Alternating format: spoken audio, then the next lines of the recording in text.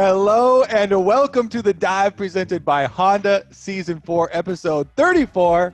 It is finals week and we are ready to crown the best team in North America, which will not be Cloud9.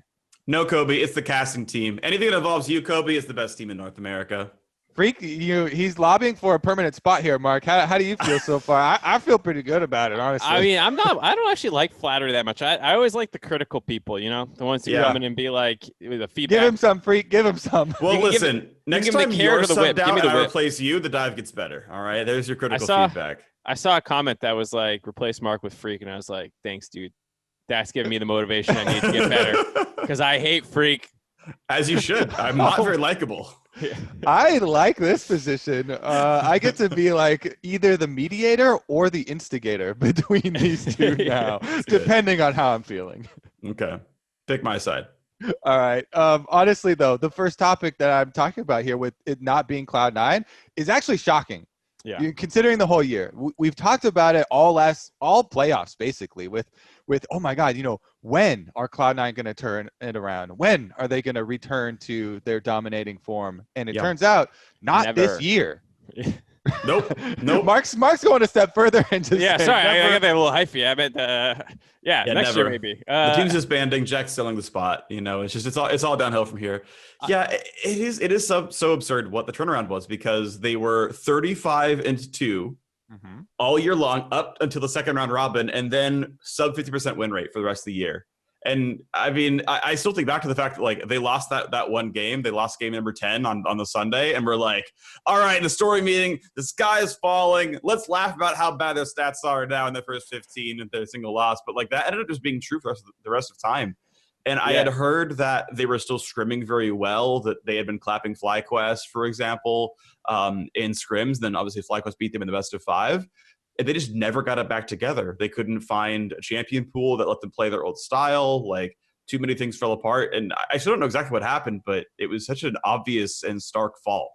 Yeah. And that thing is what I want to examine is from the last series, the champion pools, because that is something that was pretty clear. Yes, we can look back at a lot of the games and their instances, especially around team fights where they'll get somewhere late or they're just team fighting worse than they used to team fight. And that's just, a pretty static metric, but the grasp on the champion pools, the picks and bans and the changes in the meta were something that we even mentioned coming into playoffs. The first dive coming into playoffs, I was like, I'm so excited because we're making this big jump to a new patch, and I want to see how it develops over the course of playoffs, who picks up these new champions. Right out of the gate, we had the Ziggs from Golden Guardians, and it was like, ooh, cool, he can destroy towers. I remember that champion. But as it progressed, it seems more to me like FlyQuest and TSM had much better adjustments just in time than not only Cloud9 but also Team Liquid. So we'll first start with the Cloud9 side of it with TSM though. Yeah, I think just with Cloud9,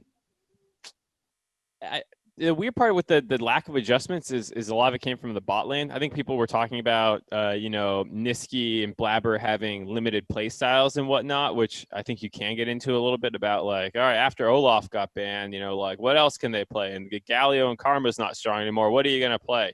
But the weird part was like their bot lane was the one that was not playing a lot of the meta stuff. Ever since Caitlyn and Ashe got basically became the meta, they've played 0 Kate games. I think it was 2 Ashe games, and they played a ton of Ezreal. And I mean, they played the Senna at least, but that's 2 of the top 380 carries you're not playing.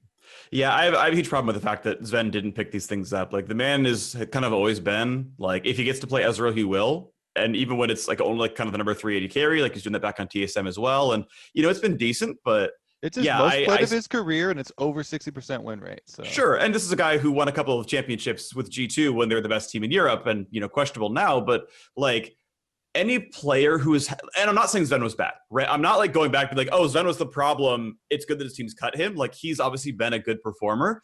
But if the man is only an actual S tier 80 carry when Ezreal is a top 80 carry, and he's only pretty good when Ezreal's not, right? And a 60% win rate when you're one of the best AD carries in the history of Western League of Legends is not that good, right? 60% is laugh. Like Jensen's Zillion is 85%. Now it's not his most played, don't get me wrong, right? But like there's factors there, right? Where I'm like, I don't know if I like 60 when you won a bunch of titles before. So I have a problem with the fact that he was not able to play the actual S tier of champions. Like that is a problem to me. I mean, also it goes with the entire bot lane too. Like, of course, they were not utilizing the same bot champion pool that like Huhi and them were using. I don't think where'd the Lux go? You know, they were playing this Sona Lux thing. Kate Lux is a great bot lane. You know, they're not playing super lane dominant, and that does feel like more of the game plan right now, with Kalista also being in the meta, being pretty strong early game. Like most of these champions are not waiting to scale for a little bit. Like Ezreal's fine in the early game, but you really need the 2-item power spike. But you're behind in lane. Yeah. You don't have priority in lane most of the time, and your power spikes come at 2 items. Yep. And you don't want to fight much before then. Yep. And in both of the series where when they were picking Ezreal bottom lanes, and especially the Ezreal Yuumi ones, you know, their opponents were able to take advantage of the early weak stages of this bottom lane. So to me, examining the picks and bans coming into the Cloud9 or coming into the TSM game for Cloud9, it looks so simple from the TSM side. It just looked like TSM absolutely slammed them from a coaching perspective, from a preparation perspective. It's just like not even close, because they just banned Kalista every single game, and Cloud9 are still banning Caitlyn every single game, blue or red side.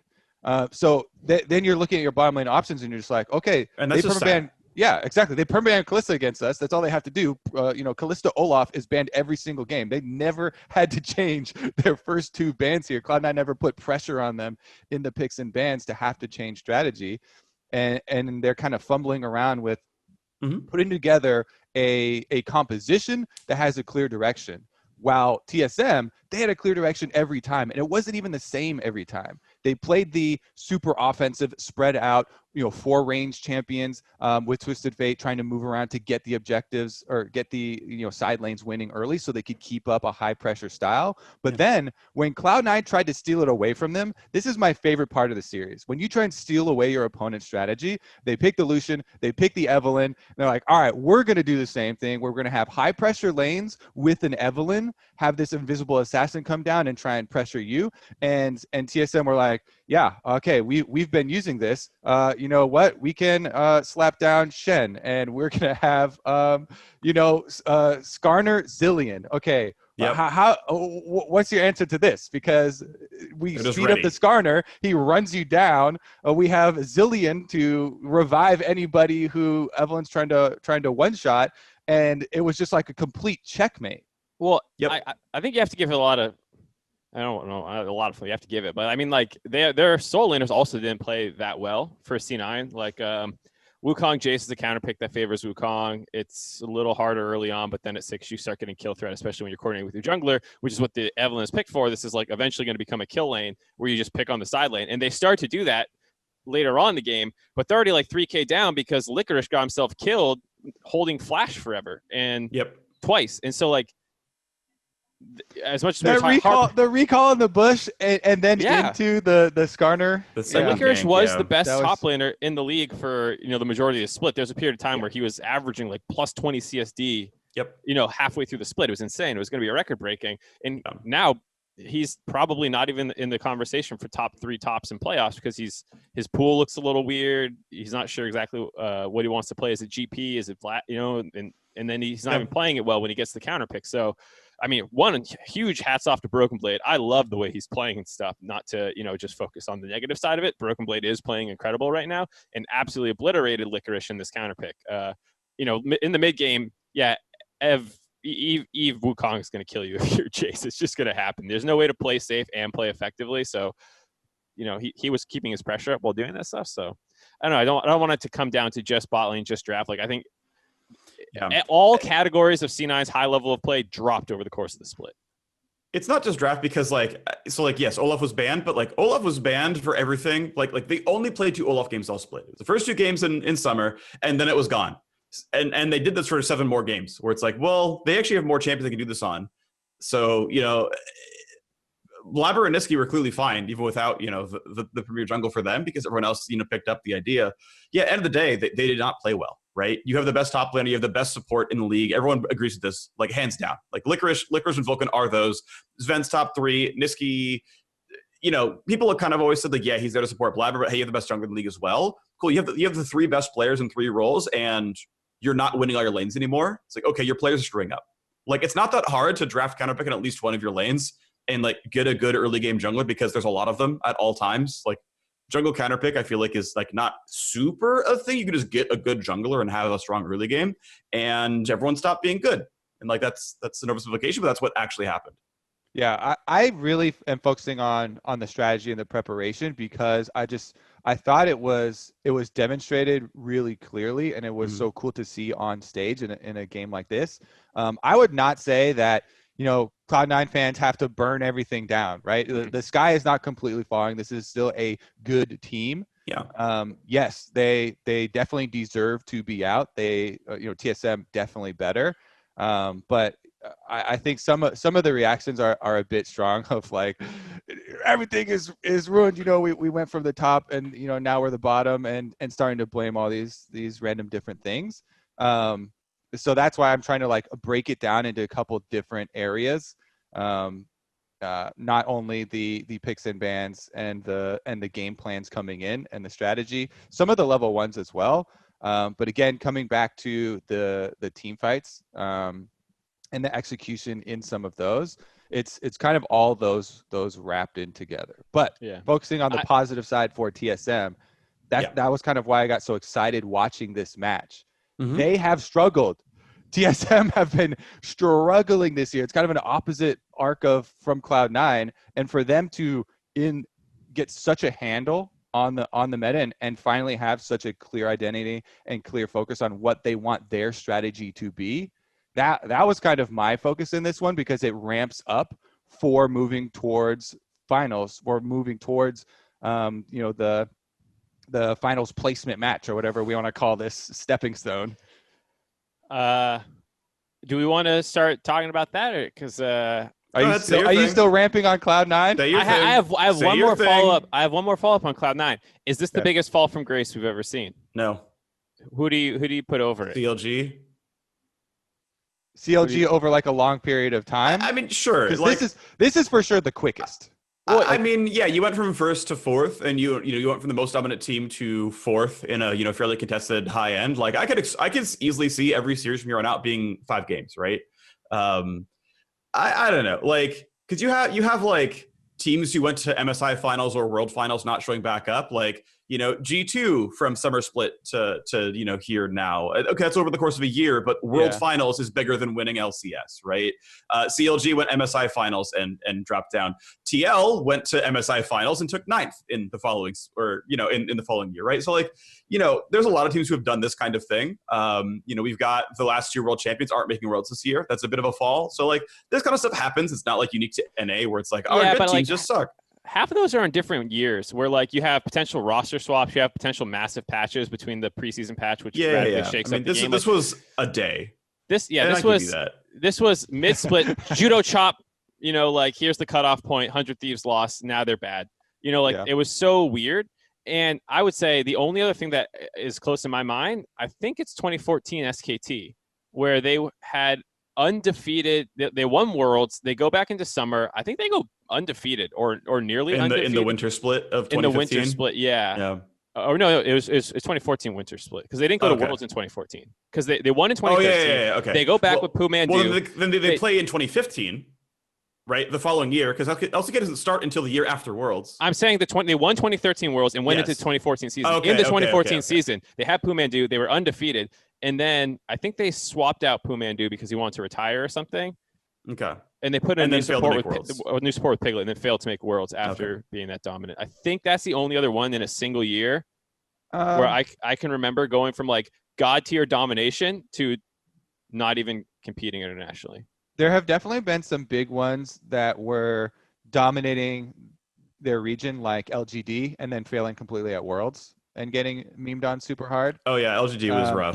But those are also kind of hard to equate because you're changing competition, right? Sure. When you have that change, which muddies things a little bit. Yeah, but going from winning the LPL, I generally agree with Phreak of like, Not the biggest. It definitely was super shocking, and it's a huge drop off just because they were dominating so hard. So everyone's bar was up here. And I got to actually point something out, although it would be pretty close because it depends on how the playoffs would go for the rest of this. But if this was last year's format with championship points, there's a chance C9 would have still gone to Worlds. Now, if FlyQuest gets back-to-back second, if FlyQuest loses the final, they probably get more points than Bizarro World 2020, and C9 still has to play through the regional qualifier. But like, I'm personally a fan of the playoff format where it's like, look, just put up or shut up, just go play your games, go in your best of fives, and get in there. So end of the day, again, deserved. But I think we switch topics once again. Back, Kobe, good job. TSM hype train. They are back at Worlds for the first time in several years. They had fallen off again and again.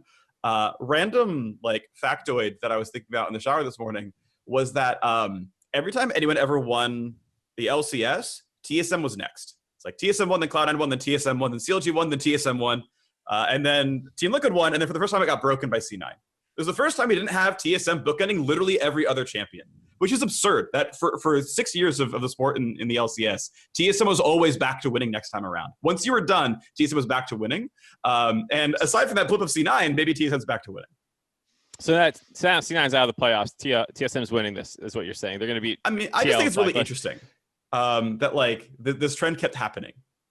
Like they would fall off for at most 2 splits, then come back. You're putting words in his mouth if you're trying to like project it super far, far forward. I think just for TSM fans, it's just so sick to be back at Worlds finally. The 2 years off, they were both super disappointing. What happened, and I think with Bjergsen playing as well as he is, it's always this eternal debate between Bjergsen is underrated and Bjergsen's overrated. Right? Like he's been hyped up as the best Western player of all time, and either he is or he isn't, and then you basically fall into whichever camp you think. Because whenever they go to Worlds, of course, just with North America's performance in general, TSM often being one of the teams there, it doesn't look great. So then, he's overrated. He's not, all that great. He's not the best North American player. Definitely not the best Western anymore at this point after all the success that Europe has had. I give that to Caps personally. Right, exactly. But I think like at least he's the best North American, you could argue. Yeah, best LCS player of all time. I mean, that's the debate with Double Lift. Right. So like you have all these interesting debates around him, and and no matter what happens, they go to Worlds, they end up failing, and then it's like, Bjergsen sucks the whole time. So I think the fact that he's playing fantastic right now, I hope he's able to keep that up when they go to Worlds, because he looks so good. I mean, I think it's the other pieces that need to start getting their recognition, because the whole time Bjergsen's been getting recognition this whole split, and I think that the changes in TSM have been in their approach to their strategy and their preparation, like I already said earlier, and some of those other individual members stepping up. Like Spica is so young; he's the youngest player in the LCS.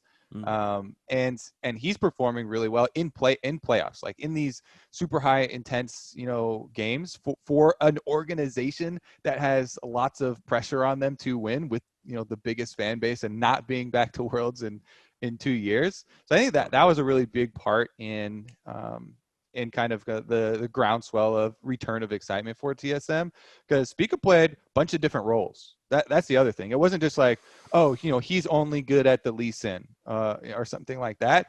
He played on duty every game, Exactly. He played Graves, Lee Sin, Evelynn, Skarner. Very different roles for these champions in their team comps as well. And it's not just like, you have to have different mechanics to incorporate these champions. The team comps themselves have different goals for you as the jungler in that one. And so I just think that was kind of cool to see. So I want to see if it continues for TSM or if this was a blip in the radar, because we also had been cautioning for the whole regular split. TSM do have these really high peaks, but then they would lose to some bottom tier team, and consistency is what I'm looking for heading to Worlds to really fulfill me. Yeah, I think Broken Blade as well. He's playing the most interesting top style to me. And he's playing it super well. I'm talking about this with Prawley about how like the other two people are playing weak side, and I was hyping up weak side a little bit, being like, you always get like, no one ever gives you any love. No one's like, you play Shen super well. You're just blinding Shen 4 games in a row for solo or whatever. No one's gonna hype that up when you're getting counterpicked and losing lanes slightly with them performing. Or even if you do, it's more of like a hey, good job, but then go talk about something else. At the same time, when you're playing the high risk champions who do get the spotlight on them, when you F up, the spotlight is on you. And Yep.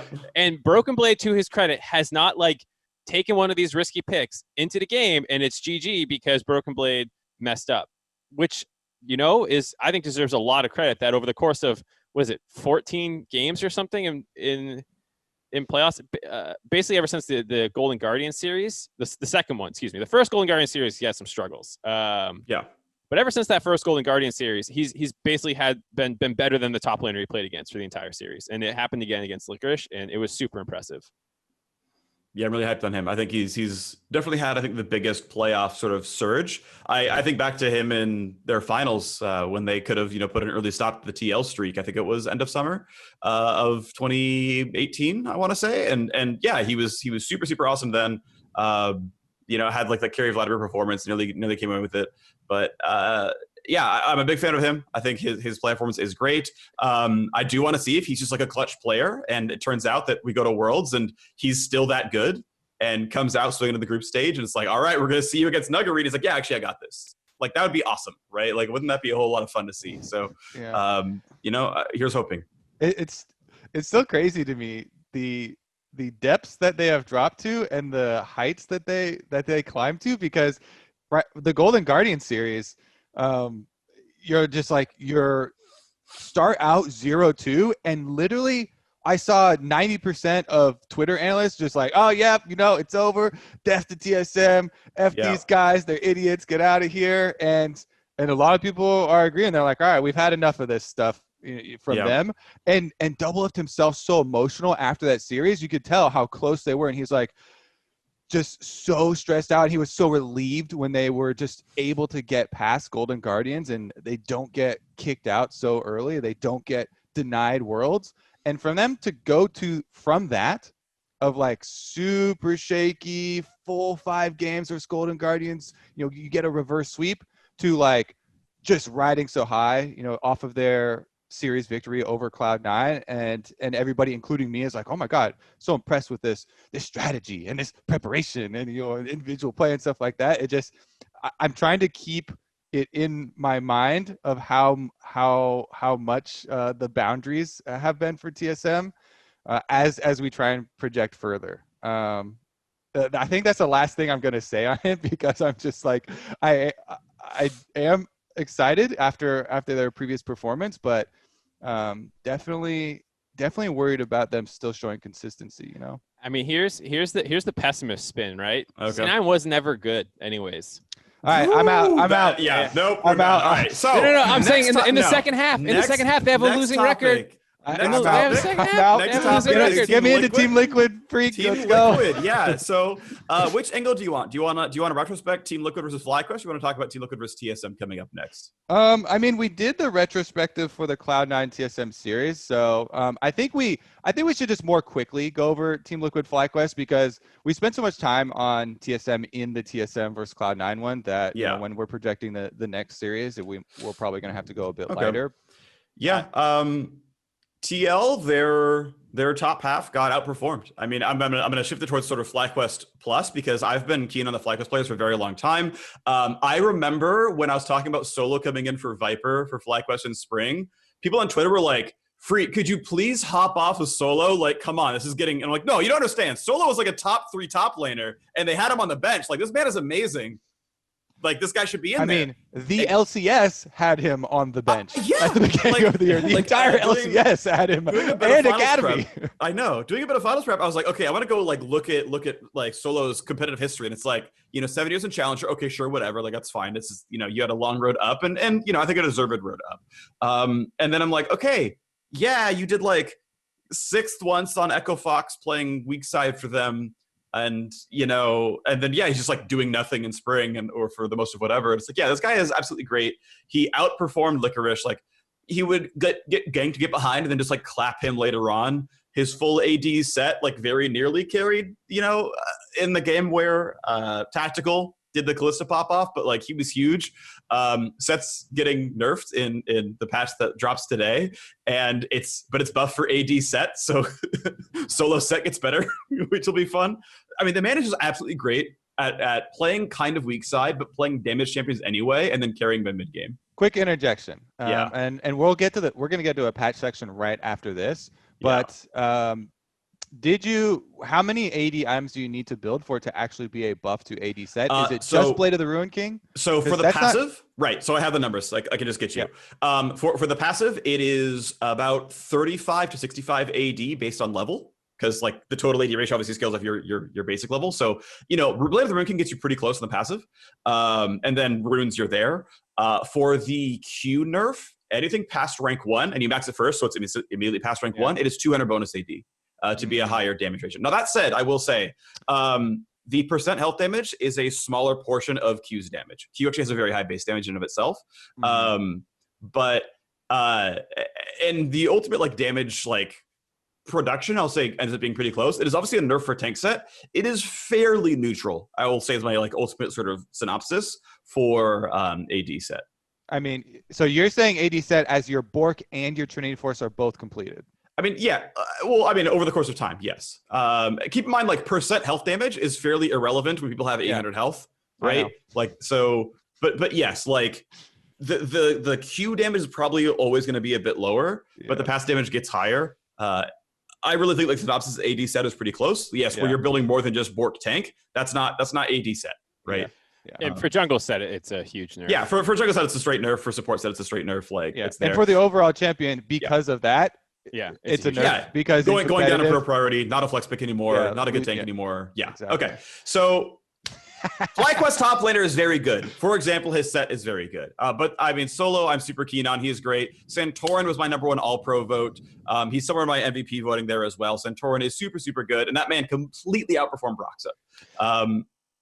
Like, hard facts, right? Like, has been a better jungler. I think he's been better all split long. He's been better all year long. Has been better in playoffs. That's not. That's been true. Sure. Anyone would have seen that. Ignar outperformed Core JJ. Probably MVP favorite for a lot of people in Core JJ. Ignar, was just taking Thresh and being like, "Punish me, bro," and Core JJ couldn't. And I think it's a massive, massive statement out of FlyQuest bot lane to be able to do that, especially for Ignar. Yeah. I did say in the pregame that like when Ignar's on, he can match Core JJ's level. And like you said that he was on, dude. Critical feedback. Good line. He was just hooking people all over the place. He was setting his team up around the Drakes. Like he had such a good performance. I think it speaks to FlyQuest as a whole that all 5 members are constantly doing like pretty impressive things. Like you said with solo, Turtle's often left on a bit of an island because Ignar's roaming a lot. PoE, we're talking about how his champ pool is so big and all this stuff heading into it. And then he's like, I'll just take Azir like, what, he took 4 out of the 5 games, 3 out of the 5 games? He took it in the first 3, then it finally got stolen and it finally got banned. Right. So, they basically made TL, they just gave it up. They're like, all right, this is so annoying. We have to take it away from PoE after their little experiments all failed and stuff. Like, I thought, like, the whole team was super impressive. Yeah. This is why the my strategy and meta talk was with TSM and FlyQuest coupled as like the hypothesized scrim partners, because FlyQuest are also showed a similar level of like super well-rounded versatility in their picks and bans once again. And because of the performances of their players, like you're saying, Solo and Santorin are playing extremely well this year. It allows them to have the flexibility in those strategy, because those are the positions that I feel like have the most pressure on changing the way comps work right now, which is definitely different from in the past. And I think why we're seeing some of the previously top tier teams struggle a little bit in adapting to some of the changes. Mm-hmm. And then you look at the bottom side, and I like that Mark is putting his spotlight there with Ignar and Turtle, by the way, because Turtle is looking at all these other AD carries where their teams are banning Caitlyn on blue side and red side. And he's like, what the hell are you guys doing? Yeah. He's like, I will play that. Yes. I've been really good on the Senna and the Ashe and hitting my skill shots and stuff, but Turtle, like, he made his way into the LCS with a pentakill on Caitlyn first game, and he's like, yes, I will gladly pull it back out. So I just think that this team overall, every single player playing so well gives them this versatility that also makes me excited when I get into champion select for them. So I really do think FlyQuest deserve their guaranteed spot in finals, and they should be favored. I honestly am trying to think, like, how is this TSM Team Liquid game gonna go that would make me switch my don't get me started on this. There's something interesting about that though.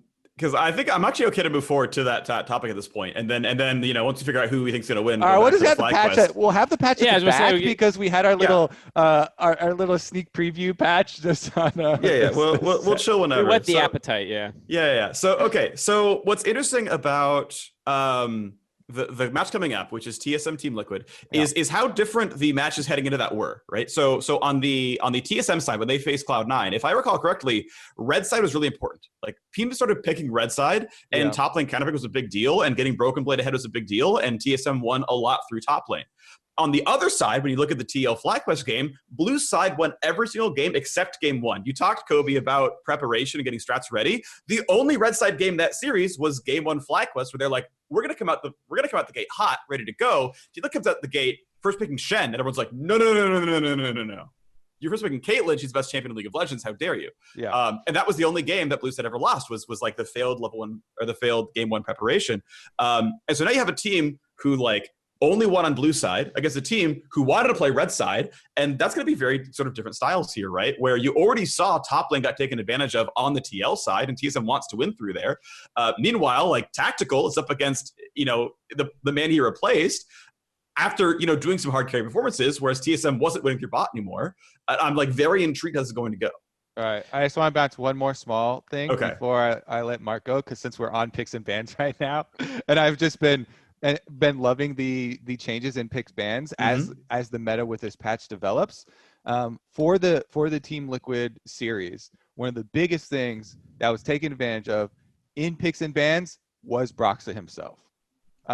Guaranteed FlyQuest every single game. They're like, all right, we will ban the Lee Sin and Graves, or one or the other. At least one of these. Yep. Sometimes both, and early on, and they're trying to force Broxa off of those champions. And just the Hecarim games, I was definitely not sold on, because even though he was able to play Hecarim decently, when they had the overall team comp taken into consideration, their first one, Hecarim Shen, that one should be super easy to execute. That is a dive comp just in 2 champs. That right there, your first 2 picks, boom, that is a dive composition. They Shen ult on a champion that's right next to the Hecarim. Yeah, it was the Thresh. It was the Thresh. So then Broxa dives in on this, all right, I rushed. He's trying to rush full damage. You have to rush to your Trinity Force for Hecarim to operate.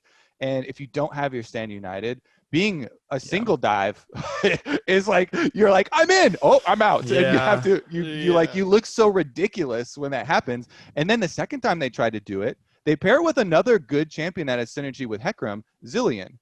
But always, to me, my problem when you have Hecarim Zileans is that the Hecarim gets too far ahead of the Zilean for when the critical timing of your ult needs to come through. Because you don't get to just throw it early like Shen. It's way more difficult since you speed up this Hecarim for your extra damage and he dives in. But then you don't have a speed up for yourself as Zilean to catch up and be like, all right, here's your ultimate after you dove in. So it's actually really hard to execute, even though there is a strong synergy there. And both times I was like, ooh, this is looking rocky. So I expect, with the versatility that we talked about for Spica, for TSM to try a similar strategy and ban out Lee Sin, steal Lee Sin, or ban out the Graves and try and put Broxa again on like, Volley Bear, Hecarim, and have it be kind of predictable with the way that Team Liquid play, where they are more risk averse. Mark? I don't really have a follow-up on your jungle point. I think Speak is going to get the better of him over the series. Ooh, I disagree. You disagree? I mean, Speak is so hot and cold. Like, I think it's cold time for him. Like, I know he's been getting better for sure, but I just like, time's up. Honestly, yes. Back to the pumpkin. Yeah. No more carriage or whatever for you. On Saturdays, you have to be a bad jungler. Like, I don't know. Obviously in last week he actually won on Saturday, but I don't know. I have a really hard time believing in Spica. Like, he can have good games, right? And look, if he beats Broxa and he out jungles Broxa, I'm not shocked. he has it in him. He can do it. But if I'm coming into that match, I'm not expecting Spica to be better than MarkZ. All right, Mark. I mean, I tried to give the talking stick to Mark, and Phreak was like, I was like, instantly, no, it's mine. Nice point, Mark. Dum. Yeah, I'm gonna go back and say it again. I think Spica is gonna do better than MarkZ because his champ pool is better, and he can actually do different things for his team, and actually executes them well. To Kobe's point, about what works for MarkZ, it was all the same stuff in the TL Golden Guardian series, and that's the last time MarkZ jungled someone in the last half year. That was good. If I'm being honest, he's usually not the one who's getting advantages for his team. He had a great series versus closer in the Golden Guardians one, but that's the last time that's happened. When you talk about being hot and cold, I mean, there you go. I think he's solid. I don't think he's going to get exploited by Spica, but I think Spica will work better with his team and have a bigger impact on the series. That's what I mean by outperform him, not in his face killing him over and over. Yeah, sure. I think it comes down to top lane. We talked a lot about the bot side. I'm curious if TSM will pick up the Caitlyn. I expect that they will. I think they got psyched out by FBI and Huhi after getting slammed on both sides of the matchup. Doublelift is a bit of a confidence player, I think, a little bit, and probably lost some confidence in the pick. But it's just Caitlyn. It blows my mind how teams can't pick this up. It's been around forever. Yeah. It doesn't it doesn't warp your playstyle that much. It does put a little bit more emphasis on bot lane. That's fine. It doesn't mean you have to hard camp bot lane. You can kind of leave it on an island if you go Thresh Kate or Kate Lux. These things can just play on their own. You can still play counter picks top with Caitlyn. It does not warp your playstyle that heavily. I will say, looking at Doublelift solo queue, he has definitely played a bunch of Caitlyn games, and in the Cloud9 series, Cloud9 in first round of banned Caitlyn every single time. So. Yeah, so it's hard to say because last time we saw it, TSM was not picking it and was banning it against Golden Guardians. Then against C9, C9's like, we're definitely not playing Caitlyn. I think he'll play it this series, and I'm more interested in the fact that Broken Blade's playing a different style of top than either of the two teams remaining. Impact and Solo are mostly on weak side tank duty, maybe weak side carry if you want to lump in GP or some of these Mordekaiser maybe where you think those fit in. To that conversation, but it's all pretty much weak side. Whereas he's Lucian, Jace, doing counter picks, Jax. He has range and melee counter picks ready to go. His champ pool is huge. Vlad, he'll pull whatever he wants out for the comp. The rest of TSM does seem to play pretty well around that with their drafts as well, with the flexibility of Spica's champ pool that we hit, as well as Bjergsen's. So I think a lot of it will come down to how effective is Broken Blade in this series, and is he generating advantages against Impact?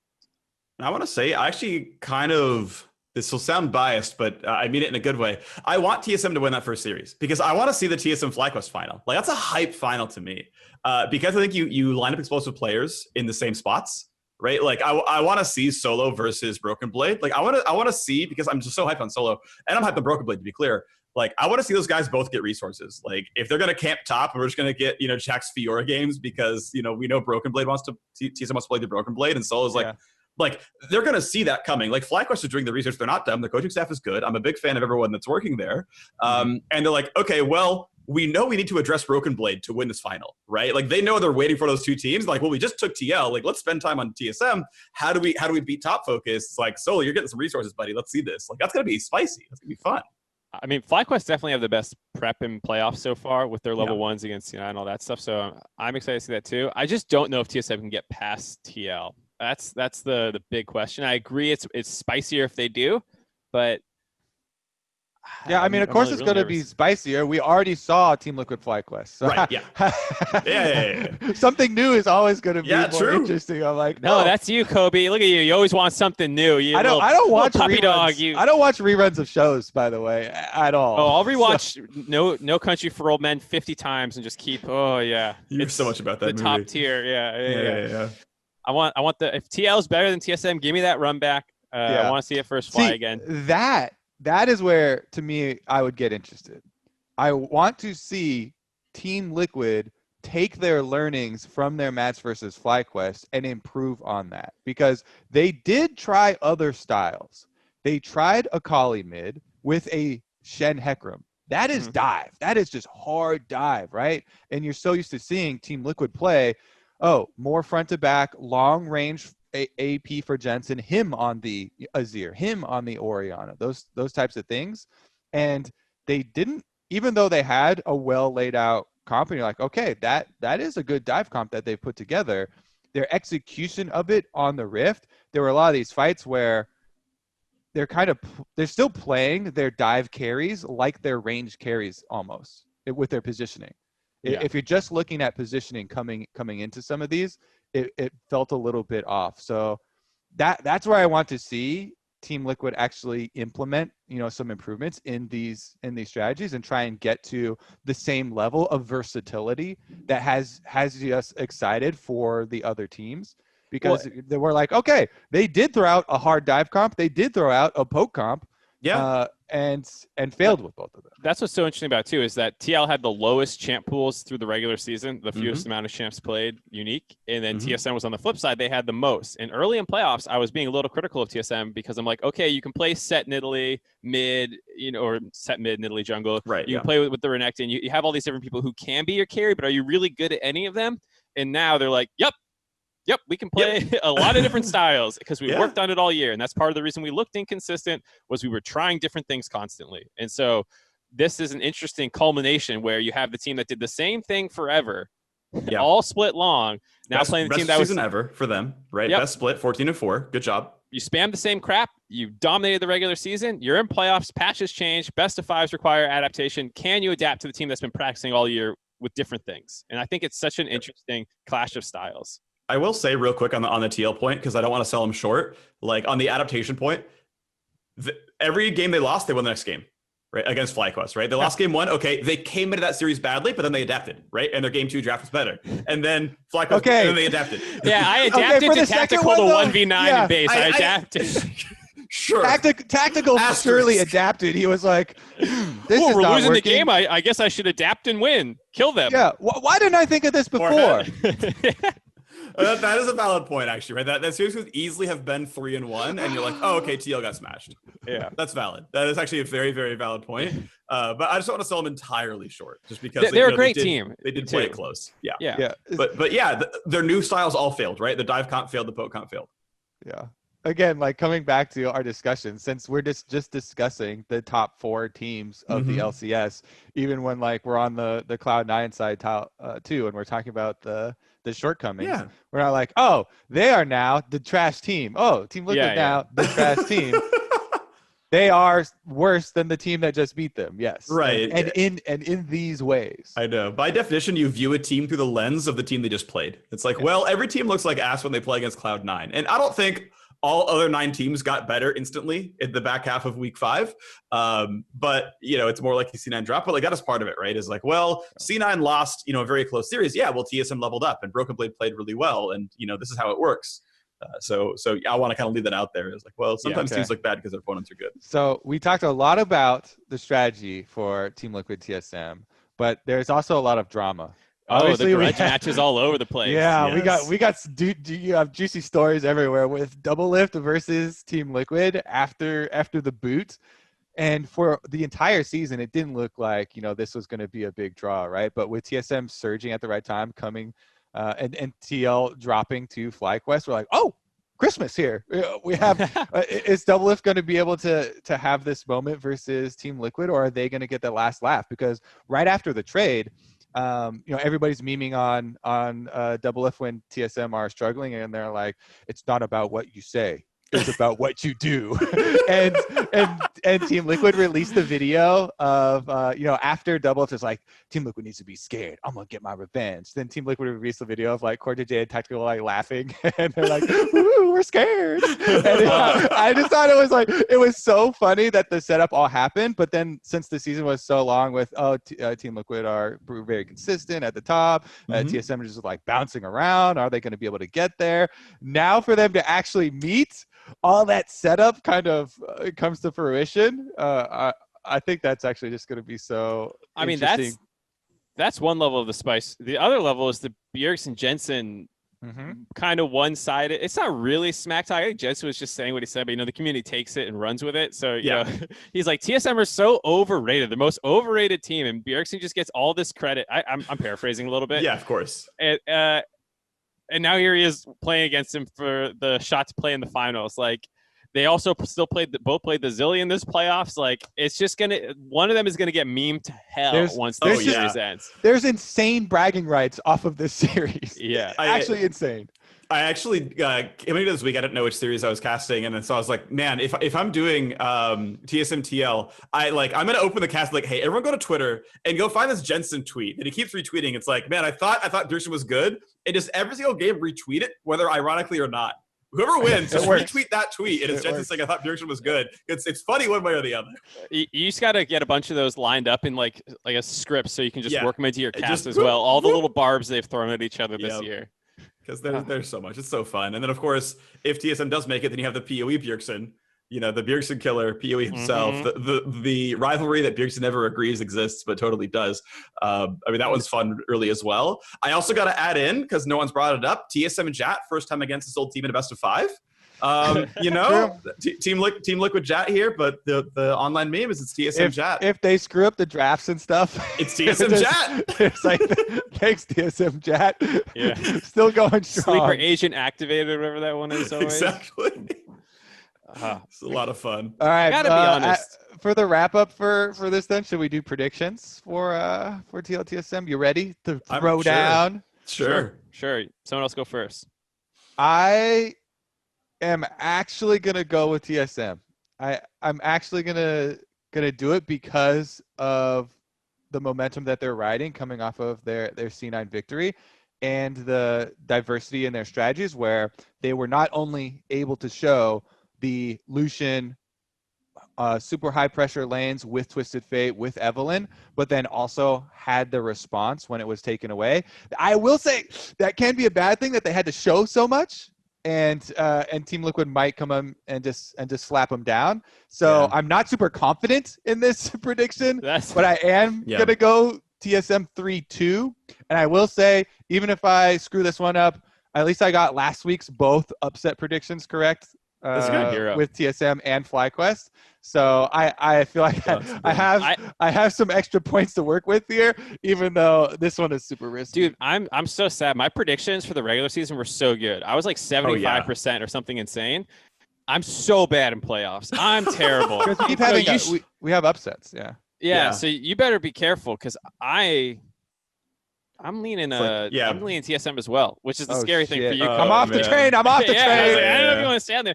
I think one of the things so I agree with everything that you were kind of saying, and we've talked a lot about some of the advantages that TSM would have. One big scary point for me is still the bot lane a little bit. Bifrost was able to play Rakan and Roman. He had a pretty good series versus C9, but C9's not playing lane dominant, and they're not really.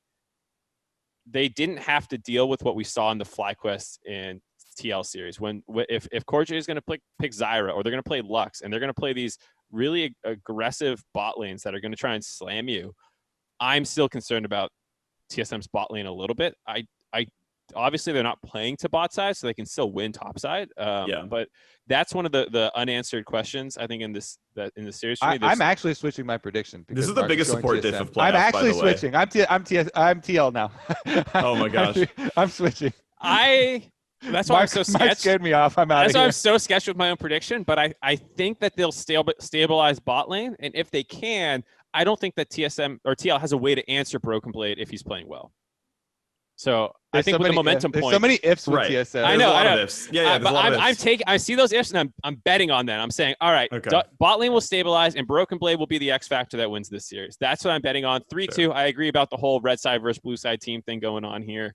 Yep. For me, I said it earlier. I think the most interesting final to me is FlyQuest TSM. So like that's like, as a fan, the result I want to see.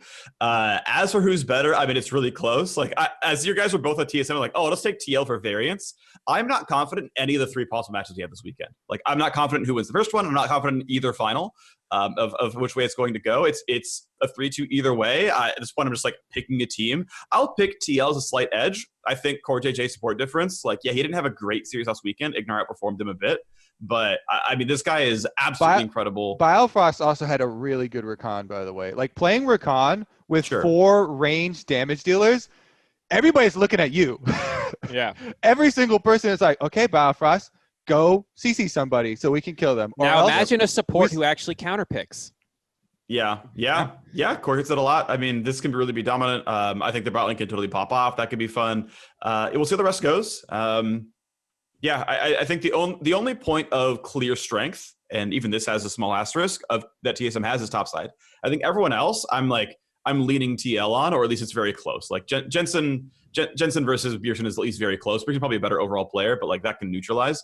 I think small edge TL, but I think it's really close, and it depends on if people are on form on that day. Speak is a big X factor, and Broken Blade's a big X factor. Okay.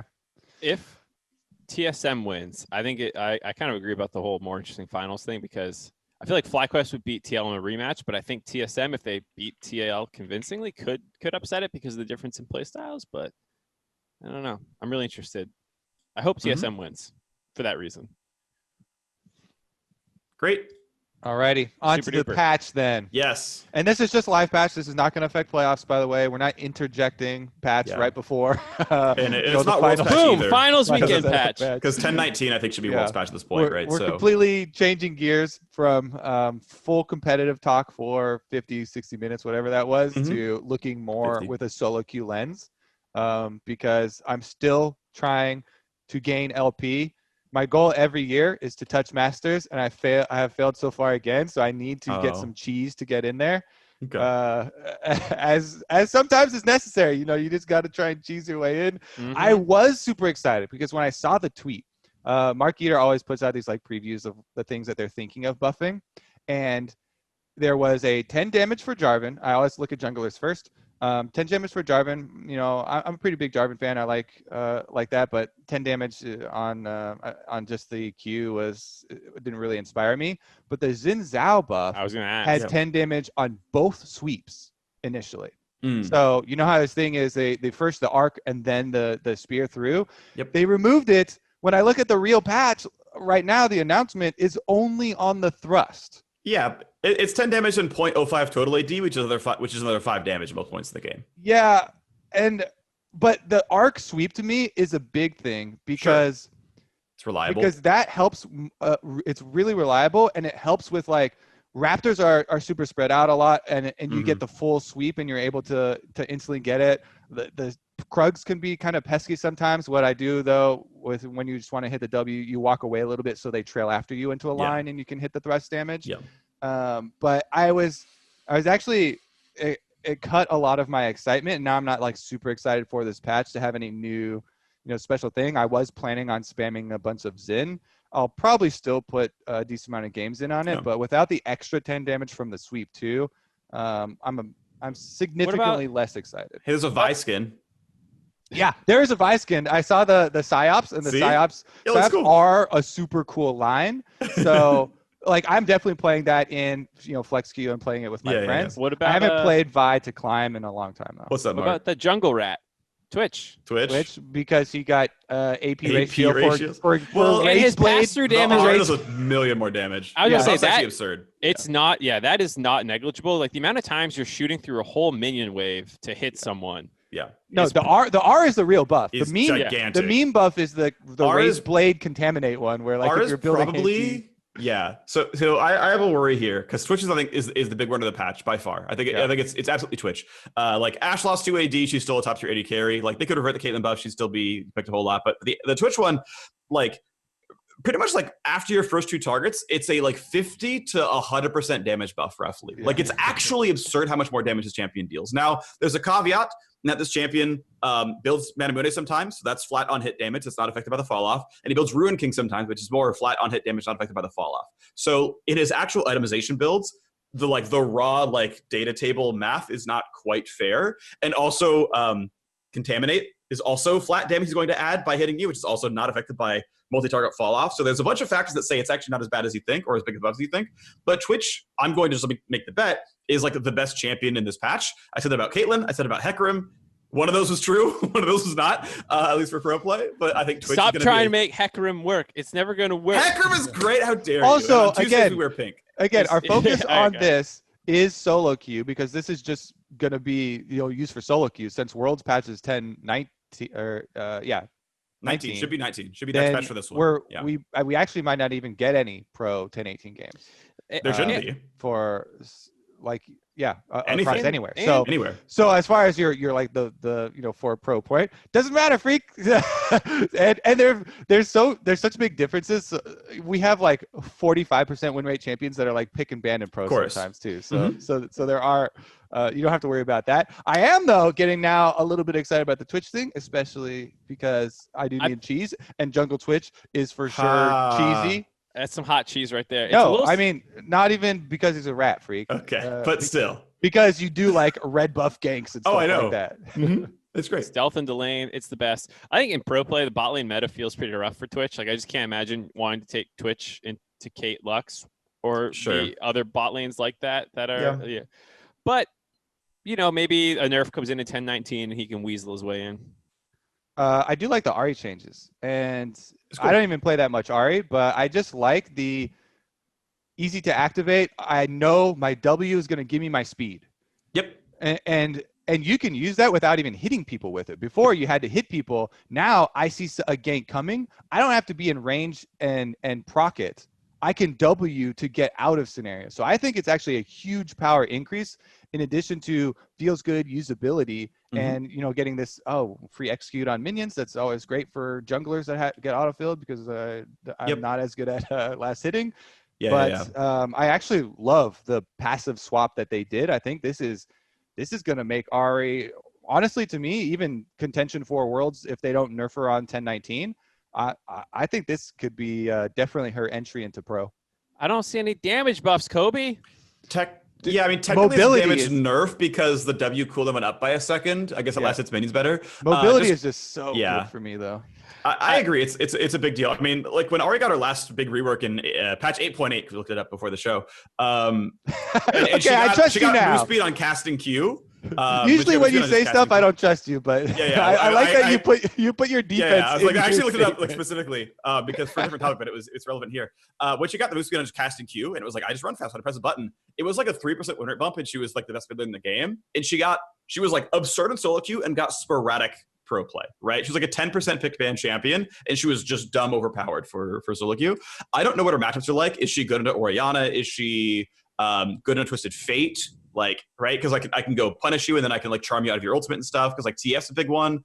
Gallia's getting some nerfs, and Gallia's a big mid laner here as well. So like, if she has good matchups, then she's in there. But from what I have seen from pro play, people tend to value Ahri as a counter pick over the last 6 years. And so it's like, okay, if she's good into the most common 3 mid laners, then we're going to see her a lot. If she is not, though, it feels like pros don't consider her generically powerful. Yeah, even when she comes in pro play over the last couple of years, her damage numbers have always been an issue. And you end up building her utility because you just cannot actually one-shot anyone. Your damage is just not significant enough. And with like DFG removed and some of the things that used to amp her damage, as well as just the flat nerfs that have come through, like you can't brush camp and one shot a support even if they have stone plate or something, like you just can't kill people. And so you build her this like kind of team fight utility, glacial augment with the GLP kind of spraying around. You're mobile and you're dashing all over the place, and you're kind of more of a setup utility mage. That might see some play, but I just can't imagine her becoming super meta. Like you said, maybe as a counter pick, but I just can't imagine it without more damage numbers, and this doesn't give her that. Well, I mean, generally, assassins and pick champs don't become like go-to. They're almost always, counter picks or comp picks. But like, Cinder one-shots people if you face check her like a dumb. She can also be a generic mage, right? She stuns your whole team in a team fight, which she's an assassin who also has like good generic team fighting, which Ahri doesn't quite have. Exactly. Yeah. That's why, I don't care if you move faster. We're agreeing. We're agreeing. I'm giving the reason for it. Oh, okay. I thought you were You're saying things. I'm giving a reason for the things. Yeah. Okay. All right, critical feedback. Mark, listen to your co-casters more, okay? Never. Say something intelligent, then I'll listen. I like it. I don't know if you're saying anything intelligent because I'm not listening, though. Understandable. I never do. Catch 22 myself. As you were saying, Kobe. Looking at the rest of it, though, I feel like we can wrap this up. They're pulling back on the Shen buffs. It's not the full nerf though, because it got buffed by 20. Now they're only pulling back 10, so Shen's still great. As far as the other marksmen, though, they also did a similar thing where they're like, okay, Misfortune, you can have back some of the nerfs that we took, but Ashe gets nerfed. Caitlyn, no touches. Yeah, I think they could have reverted the 2 AD. I mean, Caitlyn, like, because we haven't seen pro play since the 5 move speed got taken back off of Caitlyn, they're like, we're going to wait here. We're going to chill. My understanding is Ashe, the attack speed nerf on Q came through for playoff patch, and Ashe is still the number 2 AD carry. So, like, okay, well, we walked back half our Caitlyn buff. We're going to go ahead and nerf Ashe by 2 AD. Seth's the number 2 champion in pro. We're going to nerf him a fair bit. I think the set nerfs will be very effective for pro. Okay, Shen's like the number 1 top lane. Are gonna drop him back down halfway as well here. Like, they all make sense. Gally's in there and whatnot. But yeah, I think Kate Ashe probably still take over pro play. There's maybe a world where MF is good enough and Twitch you just pair with Enchantress 24/7, and it's like, well, yes, his laning into Caitlyn sucks a whole lot, and his laning into Ashe sucks a whole lot. But you know what? Blue side's just gonna like, hey, if you leave up Caitlyn, we first with Caitlyn. If you ban Caitlyn, we take Twitch, we win the game. Like, that can easily be the catch-22 that we're in, where the best pick is the counter pick to the second best pick. And it's like, okay, well, blue side's screwed then. Red side's just always screwed then. Like, that's the metagame, right? And that actually makes reasonable sense as the case here. Because it's not like, Janna's bad or Lux is bad. Like, those champions are playable. Lux more so, to be clear, but like, all right, ready to go, Twitch meta. Like, I would not be completely shocked if that was the world's meta. If Twitch like gains 3% win rate in solo queue, Riot will walk half of it back. Like, they will. But if he's just sitting there at 24 point, or 52.5 and not getting nerfed, then we go into Worlds, there's a decent chance Twitch can take over. All right, on to our Honda MVP section. Thank you, Honda, as always. Now for our adjustments on the MVP section for this one, would playoff performance being included change your MVP vote? This I have a small caveat to, which is that some teams have played way more games in this format. Which makes it a little hard to compare 1-to-1, because I'm like, Bjergsen has looked great, but he's also played 14 games or whatever it is. And Core JJ has played 7. He's played half the games. And so, like, if those were my 2 candidates I was debating between, and one has gone 1-1 in playoffs in terms of series, and the other one's gone, was it 3-1 or something at this point? Yeah, it has to be. Yeah. So, like, of course, one's going to look better, and it's going to be very stilted in their favor. Right. So it's a little tough for me to, like, take that part out of my brain, because otherwise I'd be like, yes, Bjergsen has looked fantastic. He's helped his team reach this place in playoffs, and people have stepped up around him, of course. And you could maybe say, like, yep, Broken Blades had the biggest change of level, but yeah. And I mean, other than beating Cloud9, like, TSM didn't play any top teams yet, right? They got 3 by Golden Guardians, then ran through the lower bracket fighting, teams like Dignitas, which is like, I'm sorry, that's an easy win for you. Like, if you lose that, you're trolling. And okay, they beat Cloud9, good job, but it's clearly the mortal Cloud9 where they're falling off. So is that even a top team, by postseason standards? So, okay, here's your first actually tough test. You're against a reasonably on-form TL. Is Bjergsen still going to look like that player against, the first team that's actually on form? Maybe. But this is the first one. This is the first actually close match TSM should have. They got brought to 5 by Golden Guardians, nearly double swept. Put some respect in Golden Guardians' names. If you're going to call C9 a real team, you call Golden Guardians a real team. I am a huge Golden Guardians fan. I'm so happy with what they did this year. I'm a big fan of their run, but at the end of the day, it's like, look, if, Golden Guardians have yet to be a Worlds caliber team, and second half to split Cloud9 was not a Worlds caliber team either, right? So this is the first time TSM is facing a Worlds level team. Straight up, right? This is the first time in the entire best of 5 run. And so I need to see that before I say Bjergsen's an MVP candidate for postseason play.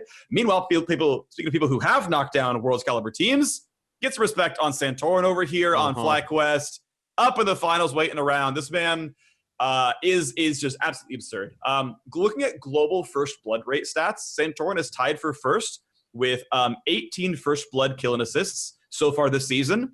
And 2 of the 3 players he's tied with have like 50% more games than him. I was about to ask LCK that. plays best of 3s. Yes, this is not per game. This is total number. And he's tied for the 2 of the junglers in the LCK. Like, this man is doing so much work.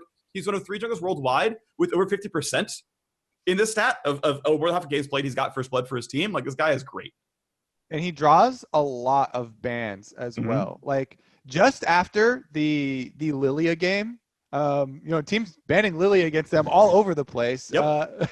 Like a lot of the other junglers haven't even put the time in on the champion yet, and yet we see FlyQuest like crafting whole level 1 invades and follow-up invades and strategies around this. So I definitely agree. I think Santorin deserves so much credit and so much praise, and if we're looking at playoff performances, definitely up on a podium there. I don't know. Phreak's on my left. Looks like it is on the screen. High five for. Sounds like you put him on your MVP ballot. Yep. Let's do it, dude. So did I. That was actually not bad. Oh. I don't know. I'm assuming you're below me. I'll pat you guys on the head. Oh, you're. Right. Oh, yeah. It's here. Let me do one of these. Yeah, raise the roof to Kobe. I'm sure we caught. This is the GIF, by the way. They're gonna use to tease the video. By the Yeah. way, this is on Twitter right now. Oh God. Okay, with that, let's hear from some other people. Twitter questions. Look at that segue. You're welcome. Clean. It was clean. All right. At it's not satirical. And then I don't know if it got cut off here. There's a 4H at the end. How long ago it was? Do you feel? Okay. Go ahead, Freaky. Do you feel with Cloud9 and Team Liquid being large scrim partners leading up to the previous week that they developed a poor meta read before their matches? It seems like more than a coincidence that TL starts the dive comp and C9 plays safe backline with picks. I did believe that. We talk about that a lot in the show too. Yeah, I completely agree. A good eye there, because, and I think that but it wasn't just the comps that came out. It was also some of the execution that went in. Like we said, Team Liquid showed some poor execution of their composition. So like it's not just the scrim partners, but also some of the individuals. Yeah, and I don't even think like the comp that they made was bad. Like I actually think that's a pretty solid comp. If you want Shen, Akali, and Hecarim, those are 3 pretty strong picks in the current meta. Like that to me is not a meta read problem. That's like you just practiced. You had one game of dive in your whole regular season or something, which was like the last one of the split when they played. And some of the limitations in these that we saw, like I think come down to players' champion pools as well, and how good they are on X champion, and how well it fits into some of these strategies. Because some of them, especially for top jungle, like we're talking about, those two right now need a lot of versatility to incorporate some of these options. So, and on top of the fact that like their champ pools weren't similar. Like TL hasn't played Ezreal. They haven't played Ezreal Yuumi. So like I have a hard time seeing. It's happened before. I've been in a situation where scrim meta developed and we were on the outside. 4-0 fast push in 2014 spring playoffs. My scrim pocket didn't know what that was. So when we went on stage, we were like, what the hell is this? The 2 teams that are in this supposed scrim pocket are playing different picks. TL played Caitlyn in their Golden Guardian series, which was their first series. So if they were in a bubble with C9 at any point, like I don't see any confluence of picks where they're like, oh yeah, they're all picking the same crap necessarily. So it does feel like, I mean, you can talk about their struggles with the meta, but I don't think it's related to scrim partners. Yeah, actually, I think they have meta issues. Yes, I think that's key in the wording. So interesting thought I had, by the way, is FlyQuest gets to scrim whoever they want. There's only 3 teams left in North America, right? No other team can make worlds. No other team can play any more of playoffs. There's only 3 teams left, which means someone's not scrimming at any point in time, and FlyQuest can scrim whoever they want. But TL and TSM are not scrimming each other. Yeah, I mean, like literally right now, right? Like for the last 3 days and for the rest of until the finals, it's like. They're not scrimming each other, so they're just hoping FlyQuest says yes to them. Otherwise, you're scrimming like FlyQuest gets a morning block and a night block, right? And they only get 1 block. It's like, I mean, I guess TL keep their last place academy team around. That's not good. Maybe they pay C9 to like stay and play League of Legends with them or something. But if your champ pools have issues, you're not getting any scrims to fix them, unless FlyQuest wants you to get them. Yeah, it's interesting to see what they're doing, because normally during playoffs you have the 3rd, 4th place match to supplement your scrims, and you get 2 scrim partners, teams which is usually what you want, is 2 scrim partners. So it's a little weird. But this was a problem that happened in Gauntlet as well, towards the end of Gauntlet. And it's pretty interesting too, because right now a lot of the comps require synergy between multiple positions. So it's not like you can say, oh, just go in solo queue. Now you get your mechanics of playing X champion down because you need your team to play differently also. They should just grind flex queue together, right? Queue up as 5, go play some challenger players. That's how we save NA. How hard could those games be? That's how we save NA, dude. Just get into flex queue. Right, should have turned Clash on for midweek so that TSM could get some practice. If All only. Right. A long-time listener, David Peterly, is going to ask us, is North Americans' priority on Volibear unique to the region? My first reaction to that is I see it a lot in the LPL, but then he goes on to say it never feels like the reason a team wins and always feels underwhelming when we see in Champion Select. Why the obsession with the, how do you say it, Phreak, Panzerbjorn? Nope. I don't know. I'm gonna go It's either German or French, so I got nothing. He just put anyways, I would say I see it a lot in the LPL and the VODs I'm seeing, and even top lane Volibear, not just the jungle Volibear. I've seen it into Renekton most recently, so not just us.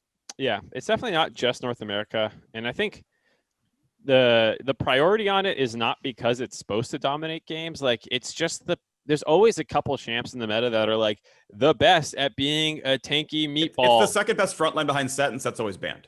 Like, realistically, right? He's just next in line. If Sejuani was stronger, this would be Sejuani instead. He has pretty good CC, right? He runs at you with Q. He can flash stun. He's got turrets off. Right. His E and his R are both slow. Yeah, he can tower dive. Like, if you have a lane dominant top lane, Volibear is maybe the ideal level 6 dive champion because he just ults in and stuns you and, jacks the rest of the work. So there's a lot there that's useful. But yeah, I mean, he is kind of by definition fairly supportive, but also not as flashy as like a Sejuani. Who's like, oh, I clearly see what Sejuani's doing. She's Ring and we kill the person. Mm-hmm.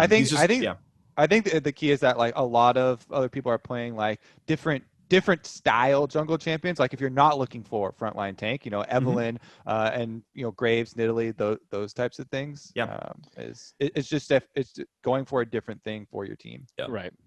And I will personally put Skarner, like in my opinion, actually above Volibear as an overall tank pick, but Skarner's not contested. True, and we only saw it in the TSM response with the Zillion. Yeah. Okay, Stephanie McCann asks, watching the LPL finals between JDG and TES, game 1 had 7 deaths in under 3 minutes. I love that level 1, by the way. This week on The Dive, you spoke about not wanting to see the killer instinct in players like FBI diminish. Okay. I started to get a bit worried there. And I totally agree. What needs to change to engender greater risk appetite? Grow risk appetite in North America. Yeah. So what's cool is we had it for 8 months of the year because Cloud9 were real risk hungry, man. They are really aggressive. I mean, they are still the most dominant team North America's had. Like spring C9, that memory should not be diminished by summer C9. Like, that was absolutely amazing. That was art. It was great.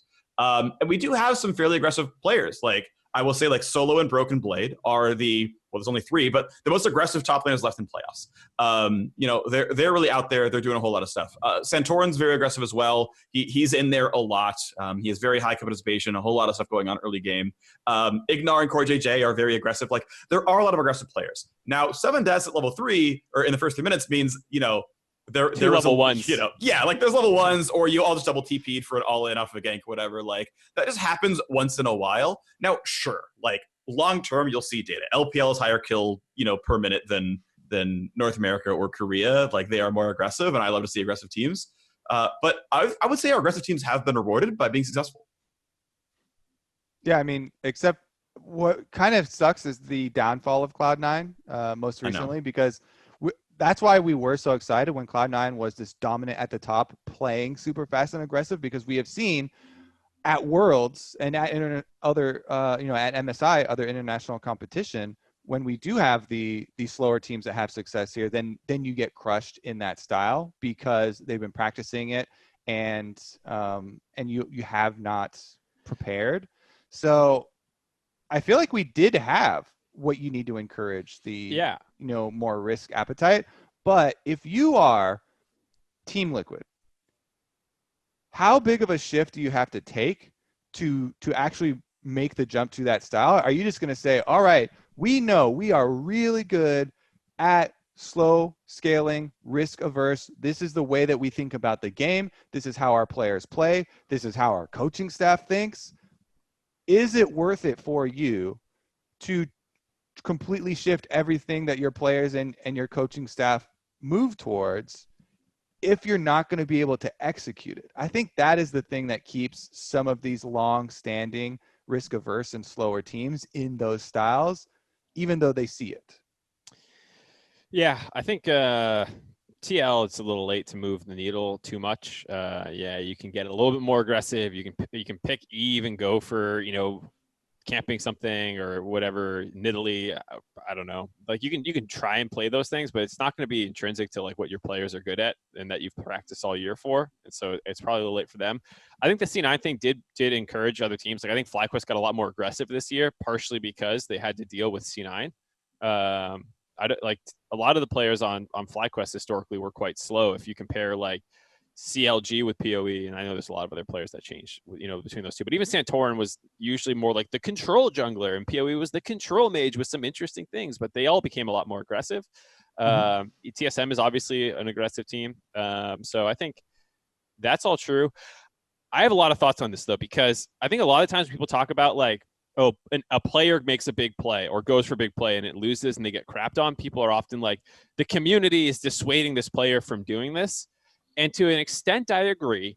But I think you have to realize how their fan bases are in other regions in the world too. Like they're not nicer. It's not like they're more understanding when a player makes a mistake. Like Chinese and Korean fans, as I understand it, from what I see, it's not like they're super like, hey, good job, you tried your best out there, keep it up, buddy. And so I don't think it's on the fan base at all. I think potentially you can talk about coaching staffs. I know some players have talked to me about feeling like a lot of some analysis done by the teams can be hindsight bias, and they see a play fail and they go, okay, don't do that again, versus like, hey, you barely missed out. And there's an interview right now on the front page by Grab saying on G2's play style, one of the worst things I could ever do probably is try and calm them down or tell them just play safe. And there's a number of times coaching staffs in North America go, just play safe. Like you don't need to take that risk there. Just play safe. And I think that's been ingrained, as well as copying LCK, which historically has had a similar idea to the game. And breaking Not free anymore. of that is taking time. Yeah, not anymore. I think it's taking time to break completely free of that for some of the teams and coaching staffs and stuff. Sorry, that's a big tangent, but I had a lot. No, that was good. On to the anchor questions then. Eric Grunzke. I'll go with that. How do teams practice this late in playoffs? Hey guys, I've wondered this for a few years. How do teams practice this late into playoffs? They can't scrim each other. What do? We talked about it briefly.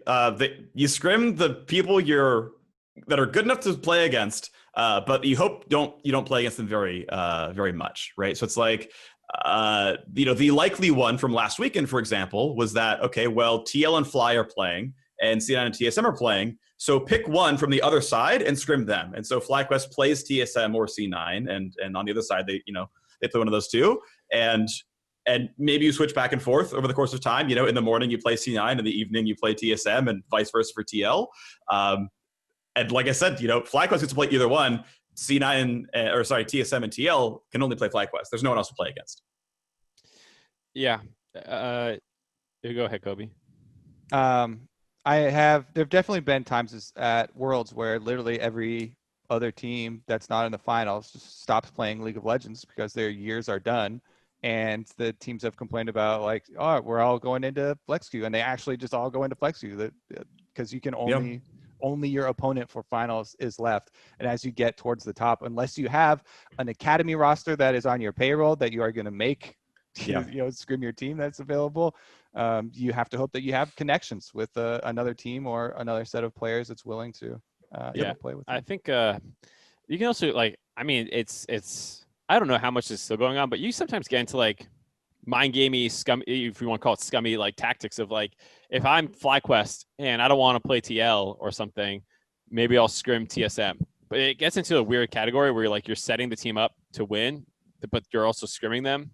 So you're also, if they do win, then you're playing against them. You know what each other plays. Yeah. But those are the kinds of mind gamey things that I know I thought about when I was coaching, and we did. a pretty funny story about like swapping our scrim partners before the 2015 MSG finals about who we wanted to win to get us into Worlds. Like we last minute swapped our playoff things and kind of left CLG out to dry. Like, hey, it's cutthroat. I'm always down. You want to win. I want to win. I don't give a hell. No, I don't care. Like, I'm doing what's best for my team at all times. If that's a little scummy and you hate me, go for it. I don't care. And so, like, if I'm FlyQuest in this position, and I don't know if they think this way, but like, if you're convinced you can beat TSM, but you're scared of TL, scrim TSM, don't scrim TL. Yep. Give them no practice. TL has no scrim partners aside for their academy team. And their academy's bad. So they don't have any scrim partners. Yeah. So like, I don't know what's going on right now, but that is how people can sometimes think about it. Mm-hmm. I like it. All right. This is definitely a difficult one. Okay. G. Vicentini. G. Vicentini. Okay. In a best of 5, what's better, power pick or comfort? Hi guys, G. Vicentini here. In your opinion, on a best of 5, what is more important on match point? Banning a powerful pick or a comfortable pick? And should any player be allowed to play the same champion through the whole series? For example, banning or allowing Biofrost to pick Rakam on the 4th game from TSM against C9. Thank you so much. Love you guys. Love the show. Thanks. So I lean comfort a bit. Like it's kind of tempered comfortable than tempered powerful. It's like you've got to be sure that, like, I mean, this is the easy way of saying it is like, you want to maximize your chances of winning, right? And things that you're good at, you're gonna be better at. Things that are objectively stronger, if there's such a measure, is obviously better as well. And you have to kind of put those together. I will say, in game 5, you've got to make sure that you are comfortable with what you're playing because the pressure's on. It's hard to be a robot and block out all the mental aspects. So you just got to be like, okay, if I'm gonna feel comfortable, I'm gonna make the clutch play. And it's a game of hundreds of seconds, and you've got to be able to like make the snap call, and that I think that means more in game 5 than it does in game 2 or regular season game. Yeah, I mean, as far as juggling the power pick versus comfort pick, it depends on the player and how well the coach knows the player and which one you're actually going to get more out of with your overall team comp. I would say for the second part of it, should Biofrost, be able to play Rakan, every single game? I am actually a big fan of later in the series just banning out what has really been working for your opponents. If it's like clearly the single thing that's tying it together, maybe you have to ban some other things, and they're going to be some things that you have to carry over. But especially if you're losing, I'm a big fan of actually just banning out what has beat you multiple times in a row if it's a consistent factor. Yeah, it's always tough because you have limited time between games to talk about everything that went right, everything that you went wrong, what you want to do different in the next game, including bans and like play style adaptations and what their level 1s were and all this stuff going on. It is a really tight turnaround for teams, and it's a pressure-packed situation when you're trying to make these adaptations. And sometimes you go, okay, I think this other thing is a bigger problem. Like Broken Blades champ, like let's say we're in C9 series, they're leaving up Rakan. Well, is Rakan winning them the game, or is something else winning them the game? And that's the question that these teams are asking. Another good example is, Hakuho Thresh versus TSM.